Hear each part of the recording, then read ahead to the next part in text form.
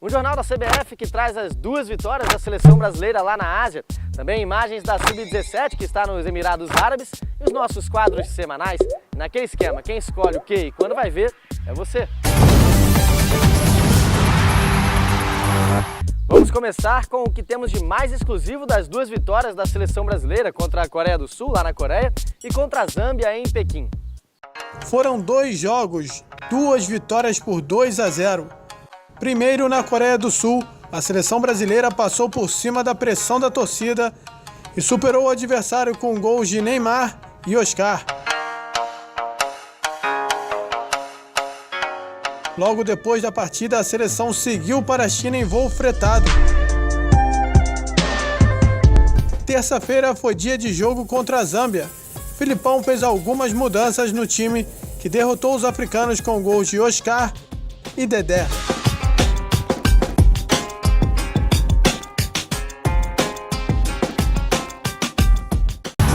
O Histórias de um Brasileirão dessa semana traz um cara que é muito bom com as palavras. Já foi inclusive capitão da seleção brasileira, Ricardo Rocha.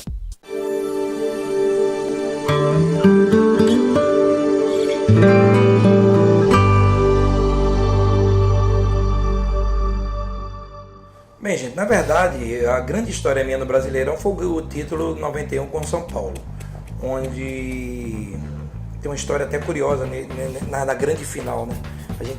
E tem uma coisa interessante, porque na realidade o São Paulo tinha perdido em 89 para o Vasco, 90 para o Corinthians, e o São Paulo foi 3 anos seguidos à final do Brasileiro. Então 89, 90 e ganhou em 91 para o Bragantino, lá em Bragança Paulista. A gente tinha ganho o jogo de 1-0 em São Paulo, gol do Mário Tilico, e na volta a gente teve um problema. Eu estava na concentração e o Tele estava um pouco preocupado, porque ele não sabia quem iria substituir a Livelto, que estava machucado. E eu estava na concentração e conversando com ele, e ele me falou: Ricardo, estou com um problema e não sei como resolver, eu estou com a Livelto, não sei se entra com o atacante. E eu conversei com ele, aquilo foi uma ideia que eu tinha dado a ele a respeito. Falei: professor, por que a gente não entra? Porque o lado mais forte naquele momento era o Baiano. O Baiano era um lateral forte, apoiava bem e tinha uma chegada, e a maioria dos gols, 50%, 60% do gol, era do lado direito do Bragantino. Aí eu falei: por que a gente não bota o Cafu na ponta esquerda e traz o Zé Teodoro, que é um jogador experiente, já que poderia jogar? E ele gostou da ideia. E a gente foi pro jogo. E Cafu nesse dia fez uma bela partida, neutralizou por completo o lado direito do Bragantino. E a gente conseguiu empatar, foi 0-0, mas a gente jogou muito bem, merecia a vitória. Então essa história que eu tenho, então, porque é uma história marcante, foi o primeiro título e o único, na realidade, brasileiro que eu tenho. Então é uma história que marcou bastante e que veio de uma geração de atletas do Bragantino, uma geração que depois, como a minha também, Raí, Miller, todos jogadores, então essa geração ela veio junto, e alguns campeões do mundo também comigo. Então foi muito bom a gente ter participado daquele jogo, ter jogado, ter sido campeão, porque tu imagina, 3 anos vice-campeão, então o São Paulo mereceu e tem uma história muito boa. Não história, se você prestar atenção, a arrancada do São Paulo para o mundo, ela começa no título brasileiro de 91. Então, e para mim também, porque eu fiz um grande campeonato, fui à Copa América e fui vendido para o Real Madrid. Então, naquele momento eu só sairia, já estava com 28, 29 anos, eu só sairia para um grande clube. Ela é uma repórter esportiva conhecida e muito respeitada. Por isso, Marluce Martins é a convidada desta semana no Contos da Bola.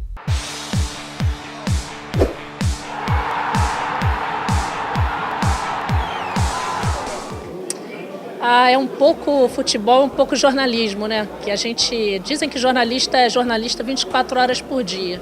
E aconteceu um fato muito legal, porque é a principal matéria que eu já fiz na minha carreira, que marcou realmente a minha carreira. Foi um dia, eu estava em casa, umas 9 horas da noite, não sei, eu já tinha saído do jornal, estava em casa, abri uma cerveja para ver um jogo do Flamengo. Aí liguei pro Romário, sabe? Aí perguntei assim: Romário, e agora? Teu contrato está para acabar? Isso era uma quarta-feira. Teu contrato acaba agora no fim de semana.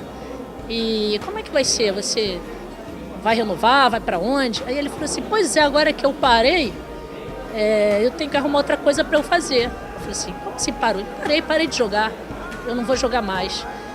E esse foi o maior furo da minha carreira, né? Foi uma coisa assim, tão sem pretensão, liguei e ele anunciou que estava se aposentando no futebol. E eu guardo com carinho porque eu estava em casa tomando uma cerveja, eu não estava na redação.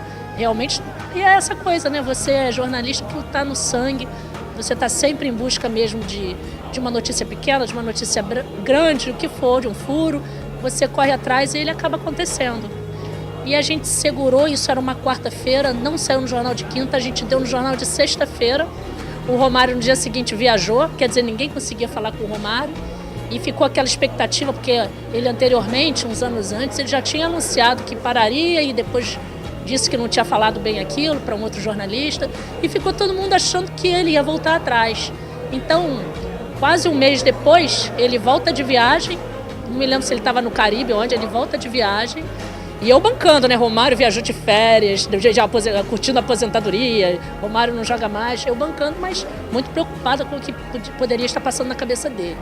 Que é muito difícil você abandonar o futebol, a gente está aí há um tempinho nessa estrada e vê o quanto o jogador sofre, né?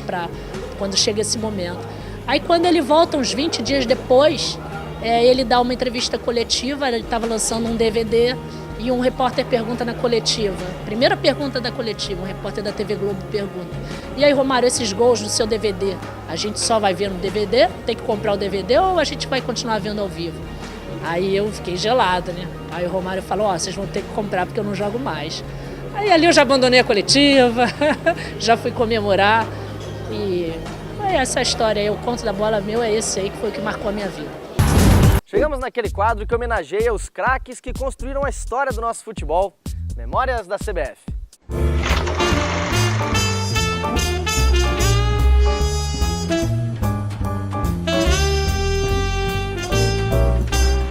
Mais do que um grande volante, essa foi a frase escolhida pelo site oficial da FIFA para definir o ex-meio-campista da seleção brasileira, Paulo Roberto Falcão.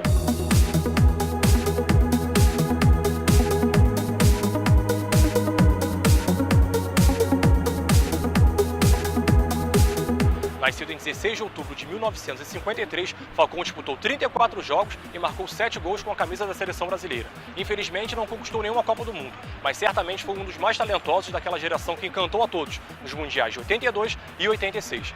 Além do internacional, onde foi tricampeão brasileiro, também defendeu São Paulo. Mas foi na Itália que a classe e o talento de Falcão lhe renderam o merecido título de o Rei de Roma.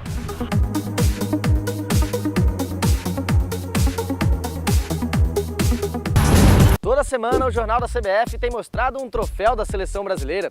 Como essa lista é extensa, mais um Que Taça é Essa com Antônio Napoleão.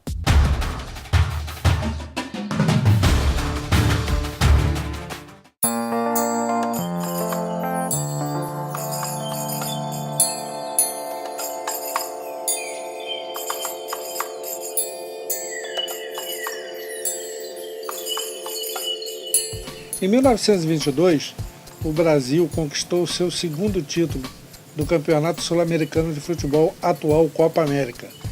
Na partida entre Brasil e Argentina, o jornal La Nación ofereceu à seleção vencedora do confronto este troféu conhecido pelo nome do jornal La Nación. O Brasil venceu por 2-0 e avançou na competição para posteriormente derrotar na final o Paraguai e se tornar bicampeão sul-americano de futebol. Vamos para a regra 9 do futebol. O ex-árbitro Salvo Espínola explica pra gente no quadro A Regra do Jogo.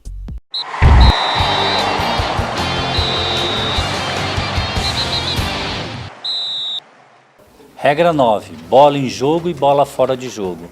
É nesta regra que diz que para a bola estar fora de jogo, ela tem que sair totalmente do campo. E para ser um gol, tem que ultrapassar a linha do gol inteiramente.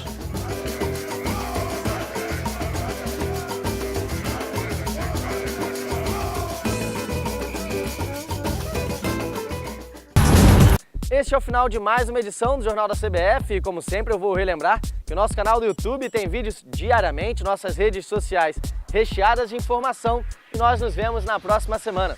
Valeu!